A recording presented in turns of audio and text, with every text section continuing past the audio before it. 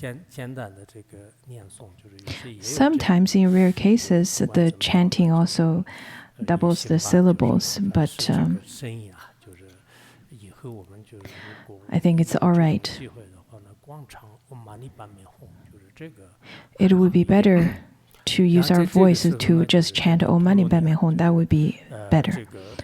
这个就刚才那个初开藏菩萨得到这个陀罗尼 Now, the 的时候 Savarnivara Vishkambin, 大地呢就是6种 at the time of receiving the 初开藏菩 Dharani, 萨的话呢，就是 the 得了就是 ground, the earth shook in 6 ways. 比如说微妙会三摩地呢， Savarnivara Vishkambin attained the various samadhis named unceasing true nature, named love, compassion, and rejoicing, named practicing yoga, and so on and so forth. 就然后就初开藏菩萨摩诃萨呢，就是整个 As soon as Bodhisattva Mahasattva Savarnivarana Vishkambin had obtained the 6th-syllable Queen of Mahavidyas, he offered the 4 continents, completely filled with 7 jewels, as payments, as offerings to that Upadhyaya. 装满这个珍宝，就是供养他。这个时候发誓呢，就是说是你今天所供养的这些呢，就是连这个一个字的这个价值都没有。 And then the 是6个字嘛，6个字当中的这个一个字。 Dharmapannaka said that there is no payment required for even one of the syllables, let alone the 6 syllables of the Mahavidyas. So he said that what you had offered does not even match to the quality and the worthiness of the one of the syllables, let alone the 6 syllables. 不说就是那干脆不说话。 For that reason, I do not. 那个一个字的这个价值都不够的话，那就说了也没啥意思，就是不收。 That is why I will not take anything from you. 你也知道你是个圣者， Noble son, you're a bodhisattva, 就是不是 a noble 这个 being. 凡夫 You're not a 应该 mundane 是 being. 圣者的意思。你作为这个是圣者，就是这样的话呢，你也知道是根本就是就是一个菜供养的话，那就是你连他的 As a 话的 noble 这个部 being, 分的 you 这个 should 价值 know 不够 that 他供养 the 的 offering of 不如 wealth 你还是 does not 做这个 match 法供养更 the 好。 Dharma at 但是这 all, 个时候呢， does not match the value, the true value of the Dharma at all. So it is not necessary. 这个昂贵，然后他就价值连城的拜钱珍珠和璎珞呢，有供养的法子，就是刚才四大洲的整个珍宝就是没有 Then, 这些的话呢，他可能是 Since the Dharmapannaka did not 珍珠啊 accept the offerings from Savarnivarana Vishkambin, so this bodhisattva again presented him with strings of pearls to the value of 100,000 silver coins. And then the Dharmapannaka said that, noble son, in accord with my instruction, present this to the Tathagata, the Arhat, 希望你把 Samyak Sambuddha Shakyamuni. He said that, well, all of the offerings that you had presented to me, I wish that you can present this one, this string of pearls to Shakyamuni Buddha. 就是供养的话，那就是 Here 是说法是那就是 presents 接 that 触的啊，就是 at times when we make offerings to the Dharma teacher, sometimes the Dharma teachers would not accept the offerings. 拿捏的时候去 At the very beginning, Phuntsok Rinpoche would accept the offerings sometimes at the times of giving Dharma teachings or empowerments. And then there was once he generated a dualistic thoughts, maybe at the time of when we were in India. He thought that it would be necessary to have some money so that he could travel to so and so on place. After having those dualistic thoughts, he does not accept any offerings during the Dharma teachings nor the empowerments, not even a kata. At the later times of Phuntsok Rinpoche, he would not accept any offerings at empowerments. That is why whenever we would give teachings, I think it would be necessary not to receive offerings right away. Then in such a way, it feels like the Dharma teaching has then become a trade, a business. In such a way, people tend to put a price tag on the Dharma teachings. That is why whenever I go to different places and give speeches, I would not accept the price or the money that they offer to me. But sometimes the different schools would say that, oh no, you have to accept it because this is the rule of the university or so on and so forth. And then I don't want to break their rules. Usually they would offer maybe a few thousand per hour or maybe tens of thousands per hour, but but since that is their rules or regulations, then I would take it. 然后呢，就是到了这个南宁以后的话呢，诸盖藏菩萨有 Savanivarana Vishkambin bowed his head to the feet of Dharmabhanaka and departed, having obtained what he sought and with his wishes fulfilled. He then went back to Jatava monastery, arrived there, bowed down to the feet of the Bhagavat Shakyamuni, and sat to one side. Then the Bhagavat, the Tathagata, the Arhat, the Samyaka Sambuddha, Shakyamuni Buddha asked, Nobu-san, did you find what you sought? And he then replied, Bhagavat, it happened as the Buddha, as the Bhagavat knows. So after such a long journey, he finally received what he sought. The 6 syllables to us may seem to be so simple, but that kind of dharma is the Buddhas and Bodhisattvas would seek for despite the hardship. I'm not sure if you actually have some heartfelt feelings to this story. Some of the dharmas may appear to be very simple, but behind it, the Buddhas and Bodhisattvas had sought for it through all kinds of hardship, and they sought for it with great eagerness. At that time, 77 times 10 million Samyaka Sambuddha gathered there, and those Tathagatas recited this Dharani. This is the Dharani. This is the pronunciation of the Dharani. 它的这个念诵是南无啊，就是南无的意思。然后呢，就是萨提多，就是萨达囊，萨提多囊啊，就是萨提多囊。然后三藐三啊，就是三七三。摩托是不大的意思，三藐三不大。然后锅扎囊啊，就是居之宁。达雅塔就是达尼耶塔，然后达雅塔扎雷自雷真得苏哈啊，就是祝你尊密，就是应该是尊体吧，就是尊体娑婆诃啊。This part of the mantra is the Kunda mantra. It is the mantra of Kunda.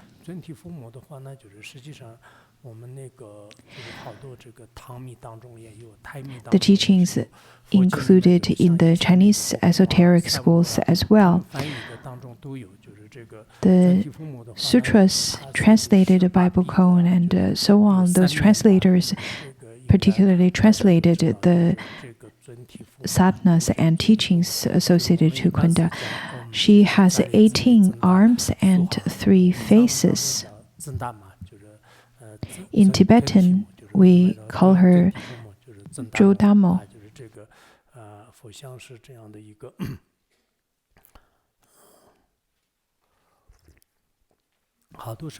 Many of the forms which uptakes the Avalokiteshvara's form, the 4-armed Avalokiteshvara. In the female Buddha form, lots of the Chinese Buddhist traditions place great importance in the practice of Kunda because there are great merits. The current chanting would be a little bit different than maybe the ones that you've learned. You can chant it as Soha, Sopaha, and so on and so forth. It depends what you had studied before.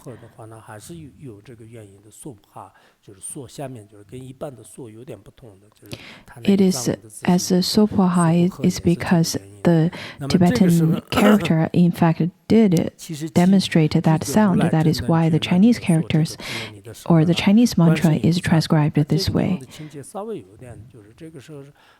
Now, the 77 times the 10 million Samyaka Sambuddhas gathered there, and those Tathagatas recite this Dharani.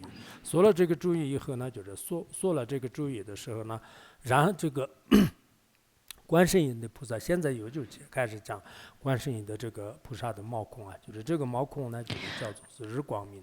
And then there is another pore of Avalokiteshvara. So beyond that pore, there is a pore named Surya Prabha, in which many millions of trillions of bodhisattvas dwell. Within that pore named Surya Prabha, there are 10,000 mountains of gold. Each mountain has 22,000 peaks. Rubies adorn the side of each mountain. On the side, there are extremely beautiful gardens with divine precious jewels and adorned with many very beautiful and delightful walkways and bathing pools. There are many hundreds of thousands of many-storied palaces made of divine gold and jewels. They are decorated with braided lengths of strings of pearls and silk, and they are hung with hundreds of strings of pearls. 这个时候菩萨呢，就是有时候到六个当中去念这个六字真言。 Within each of the many-storied palace, there is a precious wish-granting jewel named Sarada that provides each of the bodhisattva with everything they need.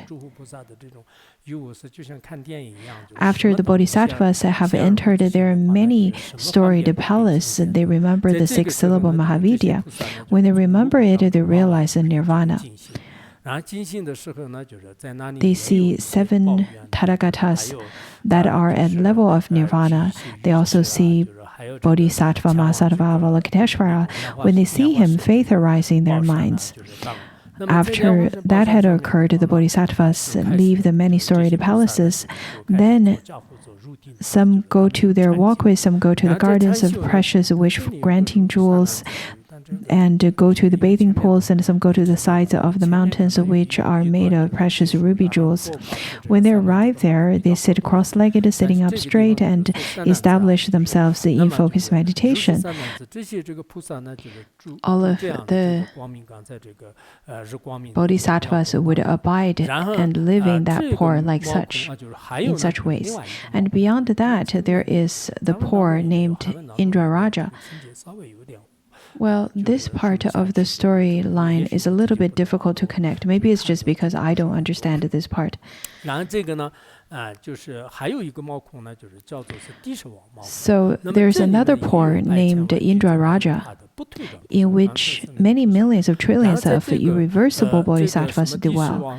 Within that pore named Indrapala, the Indra Raja, there are 80,000 mountains made of divine gold and jewels. In the middle of those mountains, there is a precious jewel named Padma Vibhasha.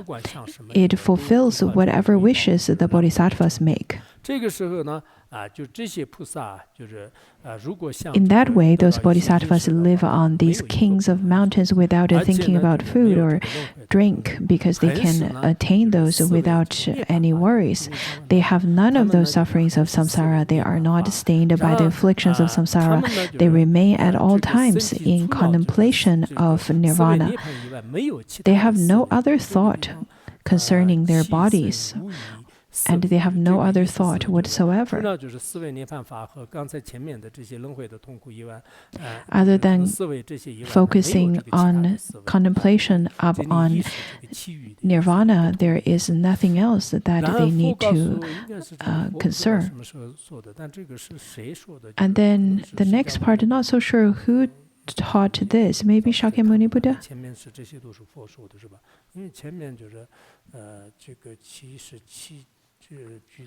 Because previously the 77 hundreds of millions of Tathagatas were there, and then somehow there are the descriptions. So I'm not so sure who said this part.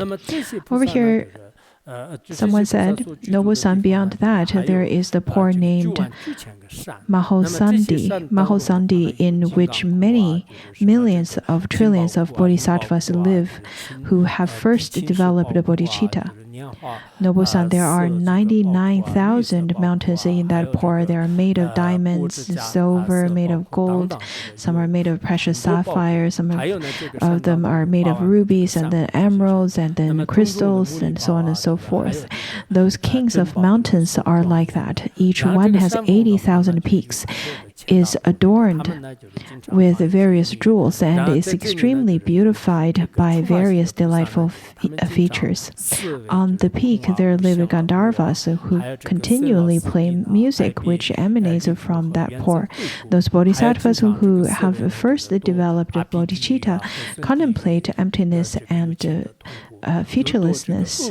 They contemplate sadness concerning the body, thinking, alas, they are suffering, the suffering of birth, old age, sickness, and death, the suffering of being separated from the beloved and pleasant, the suffering of encountering the disliked, and unpleasant, the suffering of being born in Avicii, the suffering of being born in various kinds of hell realms, and being born in the city of Pretas.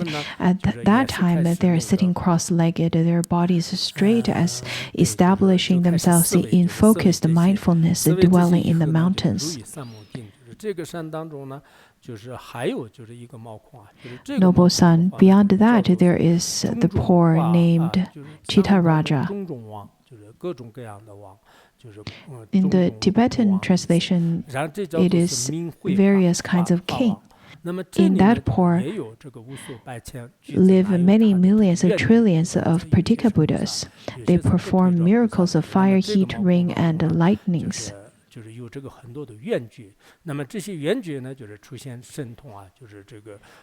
the previous ones, there lived various kinds of bodhisattvas, and some lived Gandharvas and so on, but this one are the Pratika Buddhas. Noble Sun, there are hundreds of thousands of mountains in that pore. All those kings of mountains are made of 7 jewels. There are a variety of wish-granting trees on those kings of mountains, and their trunks are gold and their leaves are silver. They're studded with a variety of jewels and hung with a variety of adornments. They are hung with diadems, earrings, garlands, armlets, and 108 string and 84 string pearl necklaces. All of those must make really beautiful bells sounds.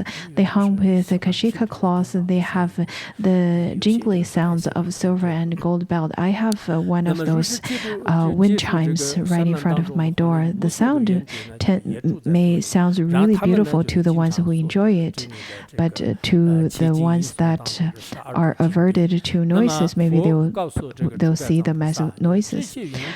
The Pratika Buddhas live on these kings of mountains, and they talk with each other about the sutras, the Gayas, the Vyakhanas, the Ganthas, the Udanas, the Nidanas, and all the 12 categories of sutras. Then Savanivaranovich Kambin, beyond that pore, last of all, there is the pore named Dvaja Raja. That pore is 84,000 yojanas wide. Within that pore, there are 84,000 mountains, beautifully adorned with a variety of jewels.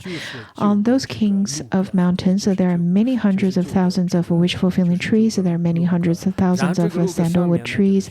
There are hundreds of thousands of arga wood trees.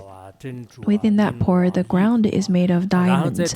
Within that pore, there are many hundreds of thousands of 99 stories, palaces made of divine gold and jewels, decorated with pearls, cloth, garlands hung with strings of bells, and shining with moon gems. Well, the Buddha is talking about the pores. In the Chinese translation, all of a sudden, the Buddha started to talk to Ananda. It is rather a very sudden change, but this part is included in the Tibetan language, so I will try to finish translation and then we will complete our study of this part.